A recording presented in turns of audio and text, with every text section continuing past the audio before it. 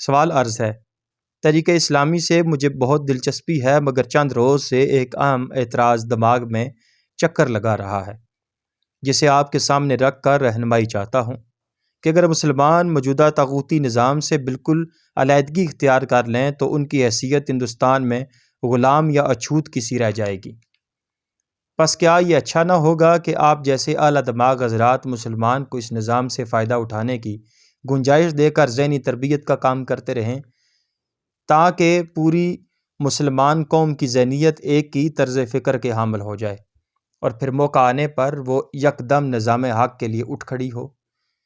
اگر تمام مسلمان آپ کی تحریک اسلامی کے ساتھ ہو گئے ہوتے تب تو طاغوتی نظام میں جذب ہوئے بغیر کامیابی کا امکان تھا، مگر اب جب کہ مسلمانوں کی اکثریت طریقہ اسلامی کے نام سے بھی واقف نہیں، اور علماء جن کا فرض ہی احیاء دین کی جد و جہد ہے اس کو ناقابل عمل بتاتے ہیں، نظام باطل سے کٹ کر کامیابی حاصل کرنے کا کوئی موقع نہیں ہے، پھر کیا آپ اس پر متفق نہیں ہوں گے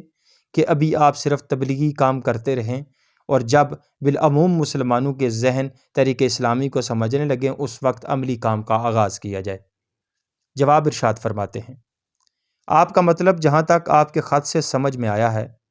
یہ ہے کہ موجودہ حالات میں صرف زبانی تبلیغ، تقریر و تحریر اور مضامین اور رسائل کے ذریعے سے جاری رکھی جائے، اور جن اصولوں کی تبلیغ کی جائے ان پر نہ خود عمل کیا جائے نہ دوسروں کو ان پر عمل کرنے کی دعوت دی جائے۔ پھر جب سارے مسلمانوں کے ذہن ہمارے خیالات سے متاثر ہو جائیں تب دفعتاً اٹھ کر انقلاب پیدا کر دیا جائے۔ خیال تو بہت بے ضرر اور بے خطر ہے، لیکن اس کا کیا کیا جائے کہ تبلیغ اور انقلاب کی فطرت اس کے خلاف واقع ہوئی ہو۔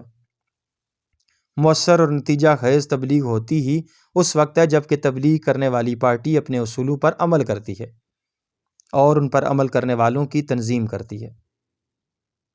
خالی خلی واعظ تو بہت دنوں سے اس ملک میں ہو رہے ہیں، ان کا کیا نتیجہ ہوا؟